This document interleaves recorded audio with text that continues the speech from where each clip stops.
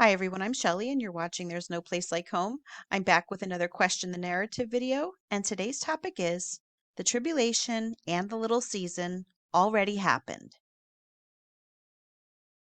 It seems very popular today to be looking out at all of the events happening around us and to have the mindset that the tribulation is just around the corner.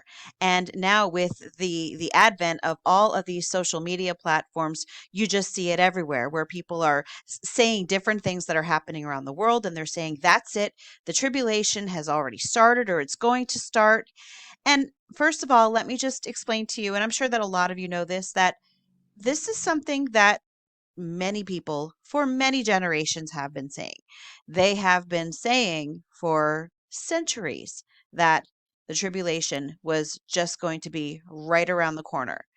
But today, what I'm going to share with you is that I firmly believe that the tribulation and, yes, the little season, they both happened in the first century. They are done and they were completed and fulfilled in AD 70. The very first piece of evidence that I'm going to turn to in support of this belief is Revelation 1:9, in which John writes, I, John, your brother and partner in the tribulation and the kingdom and the patient endurance that are in Jesus, was on the island called Patmos on account of the word of God and the testimony of Jesus. So we have John here writing in the book of Revelation, which has very detailed accounts of what people will call the tribulation today. He is saying outright that he is a partner in the tribulation with those he was writing to at that time. The tribulation is typically thought of as a 7-year time period that is broken up into two halves, each of them 3.5 years. And this time period is based on the 70 weeks of Daniel 9. So I'm going to read to you verses 24 to 27. 70 weeks are decreed about your people and your holy city to finish the transgression, to put an end to sin, and to atone for iniquity, to bring in everlasting righteousness, to seal both vision and prophet, and to anoint a most holy place. Know therefore and understand that from the going out of the word to restore and build Jerusalem to the coming of an anointed one, a prince, there shall be 7 weeks. Then for 62 weeks it shall be built again with squares and moat, but in a troubled time. And after the 62 weeks, an anointed one shall be cut off and shall have nothing. And the people of the prince who is to come shall destroy the city and the sanctuary. Its end shall come with a flood, and to the end there shall be war.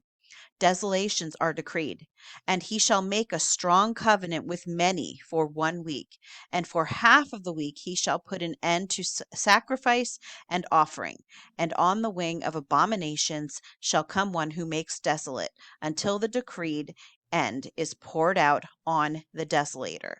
And so the 7-year tribulation is based on the last week that is mentioned here, because it is typically thought of as 1 week in Daniel is the equivalent of 7 weeks. And so it starts here, it's verse 27, and he shall make a strong covenant with many for 1 week.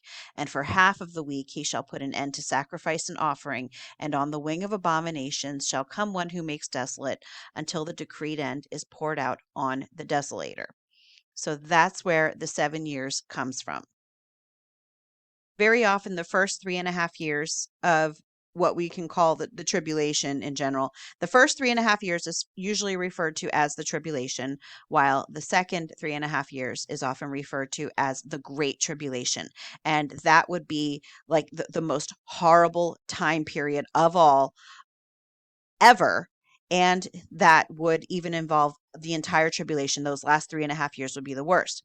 Revelation 13:5 says, And the beast was given a mouth uttering haughty and blasphemous words, and it was allowed to exercise authority for 42 months. So the beast has authority for 42 months. How long is 42 months? 42 months is 3.5 years. In my opinion, the beginning of the tribulation and the little season of Revelation 20 are one and the same. In Mark 3:27, in the context of expelling a demon, Jesus said, "But no one can enter a strong man's house and plunder his goods, unless he first binds the strong man. Then indeed he may plunder his house." And I do believe that he is talking about binding Satan at this point, that at this point Satan had been bound during Jesus's ministry. Then in 1 Peter 5:8, however, we read, "Be sober minded, be watchful. Your adversary, the devil, prowls around like a roaring lion, seeking someone to devour."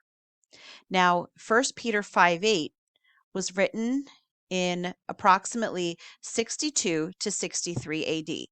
So, if we have Satan bound during Jesus's ministry, and then we have Satan being released, which is again, I believe, around the time that the tribulation started, it's all tied together. And I know that some of you are going to say, well, Satan was bound for 1,000 years. I have so many videos on this. The 1,000 years is symbolic, and the number 1,000 and other numbers in general are used symbolically throughout the entire Bible. So that is something that I don't even think is up for debate anymore. In my opinion. So if we have, 1 Peter 5:8 written in around 62 or 63 AD, saying that the devil is out prowling around looking for someone to devour, it means that he has been released. And if we look at this historically, I believe that it's right around the time that Nero started persecuting Christians. And if you look here, that happened around the year 64, I'm going to say AD. The persecution of Christians by Nero began in the year 64 AD after a great fire swept through Rome, destroying much of the city. According to the Roman historian Tacitus, Nero himself may have been responsible for starting the fire, although this claim is disputed by some scholars. In any case, Nero was eager to deflect blame for the disaster, and he seized upon the growing Christian community as a convenient scapegoat. The persecution of Christians under Nero was marked by extreme brutality and cruelty, and some of the most horrific methods of execution were reserved for those who refused to renounce their faith. Certainly sounds like a tribulation to me. Nero preferred to publicly execute those who refused to renounce their faith, either in events he'd personally organized or at regular state sponsored times. At times, Christians were pitted against savage animals such as dogs in a gruesome display of violence and bloodshed. At others, victims were crucified. Another particularly gruesome form of execution was to burn Christians alive as human torches. Nero was known for his extravagant gardens, which he would light up at night with burning torches. According to some accounts, Nero would have Christians tied to stakes and covered in tar or pitch before setting them alight. The burning bodies would then be used to light up the gardens, creating a macabre spectacle for Nero's guests. Now, for those of you who are watching and who are incredulous that I'm saying that the tribulation could have possibly happened in the first century, I just want to remind you that Jesus said that these things would happen in his generation. And then also he said in Matthew 16:28 that some of those that he was standing there talking to would not taste death until they saw him, until they saw the Son of Man coming in his kingdom. So this is very important. You've got to take the timing statements seriously. Jesus believed that it was going to happen in his generation. His apostles believed that it was going to happen in their generation. And again, this is something that I don't believe is up for debate, at least in my opinion, because all of the arguments that I have seen don't actually match up with how these timing statements are used in the rest of the Bible. It takes a lot of mental gymnastics to believe that this generation was not specifically referring to Jesus's generation, and his apostles, they agreed. They also believed it was their specific generation. This is something that has been fed to us for so long that we can't even imagine that, so maybe they weren't talking about a generation 2,000 years away or 1,000 years away, whatever you feel about the timeline. He didn't say that generation. He said this generation, not our generation, his generation. So please, let's just keep that in mind. And these things happened in his generation. So if you tie together the tribulation with the release of Satan and the little season, what was it that Satan did when he was going to be released? He started gathering the armies for the war on what Revelation 20 says of Gog and Magog. And what was Satan bound from? And this is something that Dr. Michael Heiser did a very good video on this. I'm going to try to find it and link it in the description. But he was saying that the word that was used for bind in that specific verse in Revelation 20, it means that he was bound from something specific. And if you look at what he does as soon as he gets out, he went right for the Christians. So there are many people who believe that Satan was bound specifically. It says from deceiving the nations, and they believe specifically deceiving the nations and preventing the further spread of the gospel.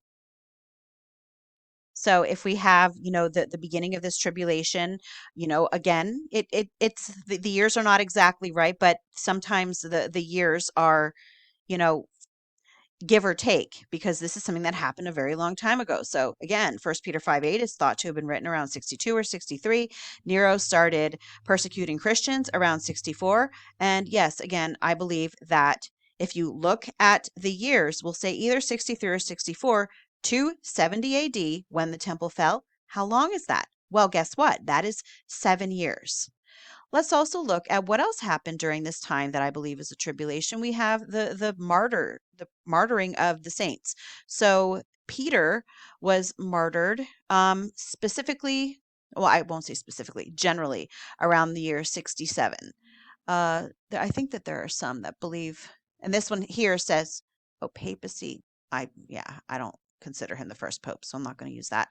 Anyway, yeah, so around the 67 AD, and this one here, 64 AD. Both of those would fall into that timeline of what I believe was the tribulation, aka the little season.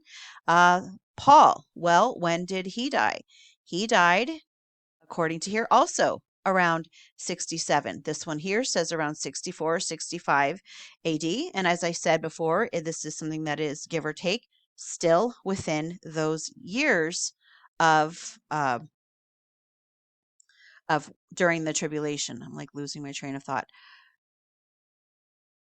And another example is James, the brother of Jesus, was martyred. Some believe 62, some believe 69 in Jerusalem, but again, still falls within the parameters of what I believe is the tribulation. And so connected to the martyring of these saints here we have in Luke 11, and we're going to read verses 48 to 50. So you are witnesses consenting to the deeds of your fathers. They killed the prophets and you build their tombs. Because of this, the wisdom of God said, I will send them prophets and apostles. Some of them they will kill and others they will persecute. As a result, this generation, the generation of those who were martyring his apostles, as a result, this generation will be charged with the blood of all the prophets that has been shed since the foundation of the world. The tribulation was about the judgment of Jerusalem. It was not some worldwide event. It was a local event. It was confined to Jerusalem. Did it have worldwide effects? Yes, absolutely. But this was very specific. This was about the judgment of the people who murdered the prophets and in the end also murdered their Messiah. So we've established the time period for what I believe would have been the first 3.5 years. What about the Great Tribulation? What about that horrific set of events? Well, I believed that happened during the Jewish-Roman War. I believe that the Jewish-Roman War was the Great Tribulation, and I also believe that the Jewish-Roman War was Gog and Magog of Revelation 20. Again, they are one in the same. So if we look at this, it tells us that the Jewish-Roman War occurred from 66 So again, we're thinking of, okay, when around did this 3.5 years start? Well, First Peter 5:8 was written around 62 or 63 AD. So we've got about 3.5 years. Then we've got 66 is when the Jewish Roman War started. And it says here that it went until 73 AD. And you might be thinking, okay, wait a minute. You said that that it was, ended, that everything was fulfilled in AD 70. Well, let's read on. This conflict included significant events such as the destruction of Jerusalem and the Second Temple in 70 AD. That, my friends, is the significant part of the Jewish Roman War in the context of this judgment, which again was the judgment of Jerusalem. So if we take 66 to 70, when the temple fell, guess how long that was? 3.5 years.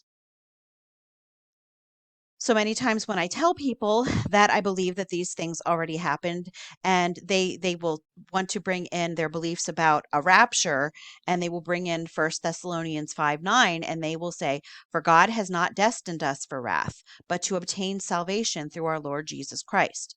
Well, again, I want to remind you that Paul was writing this to the Thessalonians. So when he said us, he was including himself at that time. So he was talking about himself and the people that he was writing to, and of course, the other believers who were his contemporaries.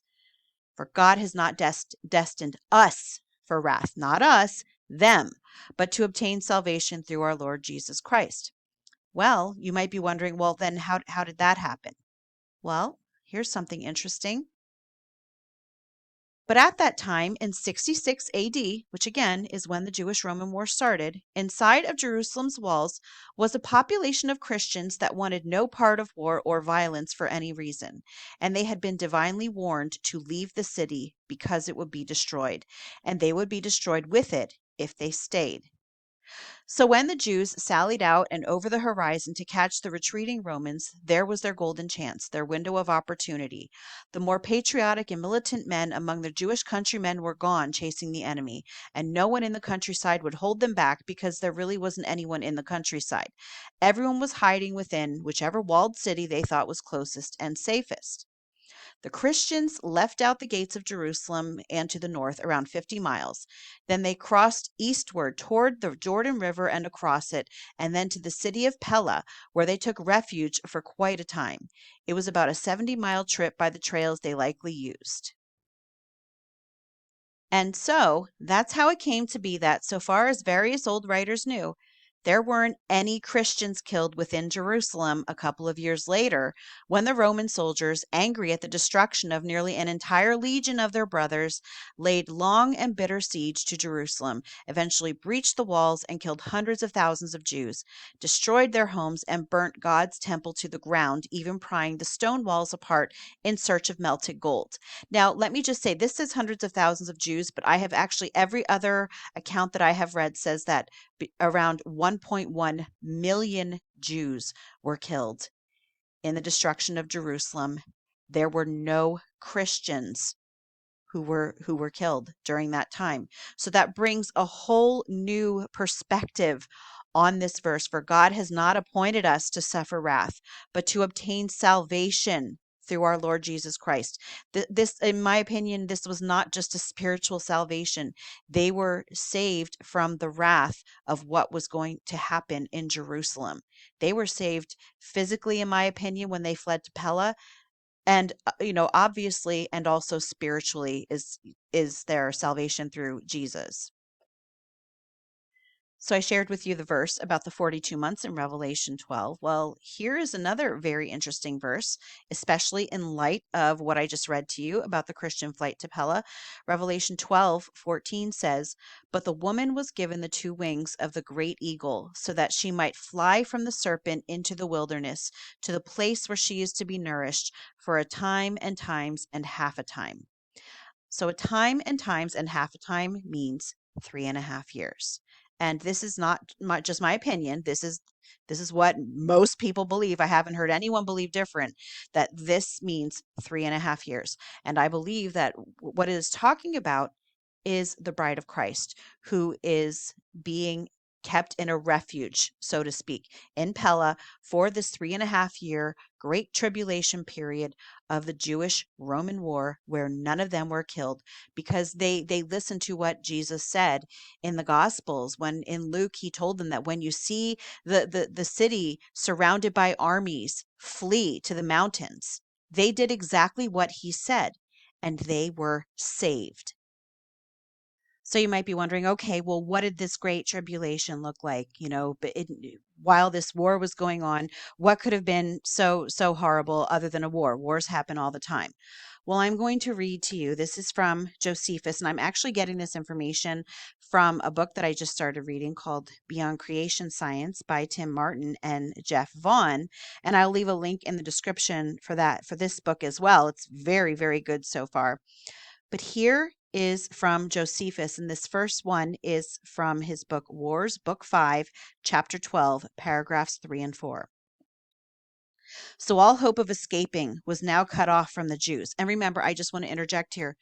Josephus was a contemporary. He was alive at this time, and he was actually in Jerusalem. So all hope of escaping was now cut off from the Jews, together with their liberty of going out of the city. Then did the famine widen its progress. Remember, Revelation said there would be famine, and devoured the people by whole houses and families. The upper rooms were full of women and children that were dying of famine. And the lanes of the city were full of the dead bodies of the aged, the children also, and the young men wandered about the marketplaces like shadows, all swelled with the famine, and fell down dead, wheresoever their misery seized them. As for burying them, those that were sick themselves were not able to do it, and those that were hearty and well were deterred from doing it by the great multitude of those dead bodies, and by the uncertainty there was how soon they should die themselves.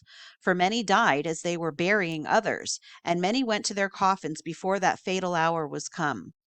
Nor was there any lamentations made under these calamities, nor were heard any mournful complaints, but the famine confounded all natural passions. For those who were just going to die looked upon those that were gone to rest before them with dry eyes and open mouths. A deep silence also, and a kind of deadly night had seized upon the city, while yet the robbers were still more terrible than these miseries were themselves, for they brake open those houses which were no other than graves of dead bodies, and plundered them of what they had, and carrying off the coverings of their bodies went out laughing, and tried the points of their swords in their dead bodies. And in order to prove what metal they were made of, they thrust some of those through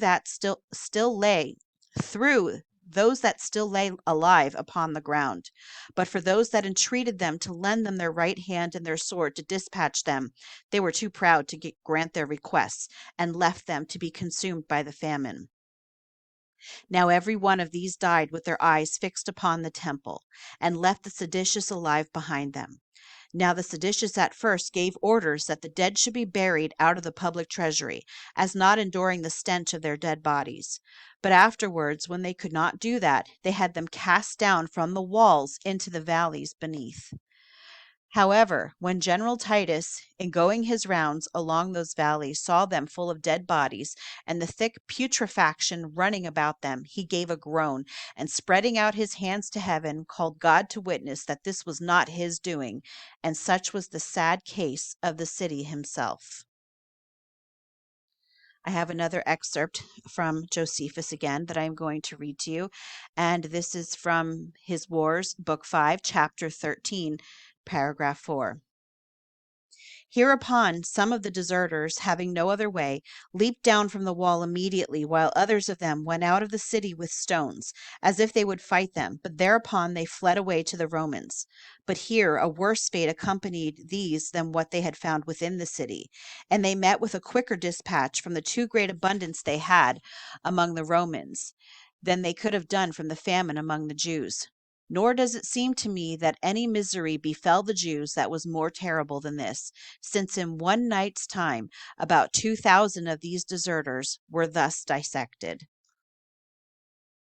So just to review, we have the neurotic persecution that happened around 64 AD. But again, I do believe that the Satan was released probably around 62 or 63 AD at least, because we already have First Peter that, well, Peter was talking about it in First Peter 5:8. So we've got the first 3.5 years there, and then 66, the Christians fled to Pella.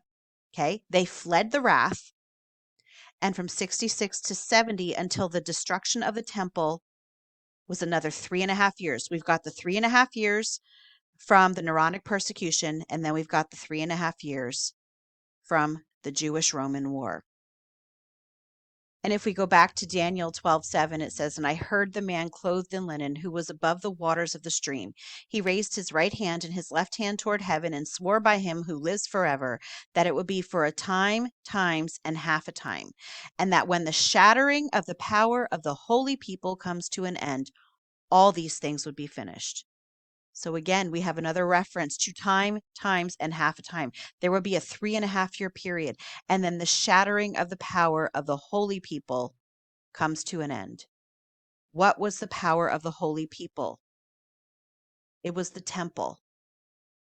And when that was destroyed, all of these things would be finished. 70 AD, end of the tribulation, end of the judgment, everything would be finished at the destruction of the temple.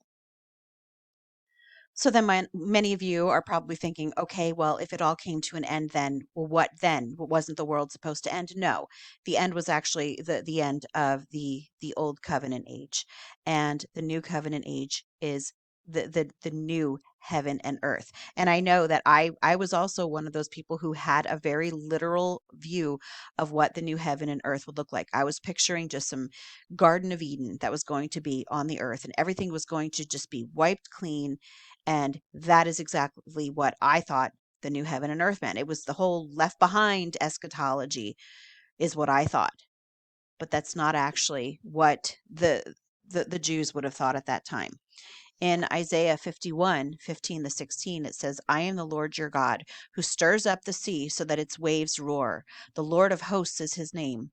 And I have put my words in your mouth and covered you in the shadow of my hand, establishing the heavens and laying the foundations of the earth, and saying to Zion, you are my people." So Don Preston says, God gave his word to Israel to establish their world. Their world was spoken of here as the heavens and earth. This is confirmed when Yahweh says he gave the word to Israel, not only to establish the heavens and earth, but to make them his people. Isaiah places the establishing of the heavens and earth and the entering into covenantal relationship as when God gave his law to Israel. This was at Sinai. Therefore, in the eyes of God and Israel, the heaven and earth were established at Sinai, obviously not the physical creation, but the world of Israel. On page 76 of Beyond Creation Science, it says, Peter is speaking about the passing away of the heavens and earth in terms symmetrical with the prophet Isaiah. The difference is that in Peter's day, the law and temple system had reached their designed end with the coming and work of the Messiah. Just as the formation of Israel and giving of the law was the metaphorical creation of heaven and earth, so the destruction of the Judaic society, the law, the priesthood, and temple would be the passing away of Israel's heaven and earth. And if you think of the term heaven and earth in the proper context, the context of heaven and earth being the law and the nation of Israel, this passage makes so much more sense. Do not think, I'm sorry, this is Matthew 5:17-18. Do not think that I have come to abolish the law or the prophets. I have not come to abolish them, but to fulfill them. For truly I say to you, until heaven and earth pass away, not an iota, not a dot will pass from the law until all is accomplished. If you look at heaven and earth as the law and the precepts, the elements of the old covenant, it would only make sense that These, not an iota, not a dot, would pass from the law until when? Until the temple was destroyed. Because up until that point, up until the temple was destroyed, it was all still, you were still very capable of doing the things that you needed to do to fulfill the law. It was only after that temple was destroyed that you would no longer be able to do these things. Because if you take a look around us now, not these requirements of the law are not happening today. There's no temple to sacrifice animals in, is there? And it tells us not an iota, not a dot will pass from the law until all is accomplished. Well, the sacrifice of the animals not being able to be done, that would certainly be a part of that, wouldn't it? Yet it is not being done today. And that is a clear indication that we are living in the new heaven and earth, because again, it doesn't mean a physical Garden of Eden. It is talking about a new covenant. 2 Peter 3:13, it says, "But according to his promise, we are waiting for new heavens and a new earth in which righteousness dwells." Because Peter and the apostles knew that the old heaven and earth, the old covenant, the old system were passing away and were going to be gone, and there was going to be a new system. So on page 78 of Beyond Creation Science, it says, Jesus promised that until heaven and earth pass away, not one tiny bit of the law and prophets will pass from the law till everything is fulfilled. Do we observe every detail of the law today? Every jot and every tittle? Today, Christians do not observe the sacrificial system, which is far more than a jot. In general, Christians neither observe the dietary regulations of the law, nor do they observe the Jewish calendar commanded by the law, which is far more than a tittle. They are gone. These elements of the Mosaic law have passed away. This reality provides powerful evidence that the biblical heavens and earth have passed away. Those who believe the New Testament references to heaven and earth refer strictly to the physical universe have a severe problem in light of Jesus' teaching. If heaven and earth refer to our universe, then Jesus' teaching requires the law of Moses to be observed in every detail until the end of our physical universe. Jesus is clear. Not one jot or tittle would pass from the law until heaven and earth pass away. This is one more biblical demonstration that heaven and earth did pass away in historical finality at the coming of Christ and the fiery destruction of Jerusalem in AD 70. And when did that happen? That, my friends, happened at the end of the tribulation. The tribulation is not future. The tribulation is past. That's all that I have for you today. If you like this video, give it a thumbs up. If you haven't subscribed and would like to hear more of what I have to say, I would love if you would do that. If you have any questions or comments, you can leave one down below. And if you like my work and would like to become a channel member, I will leave a link in the description box for that as well. Or you can just click on it right on my channel page. And I hope you have a great day.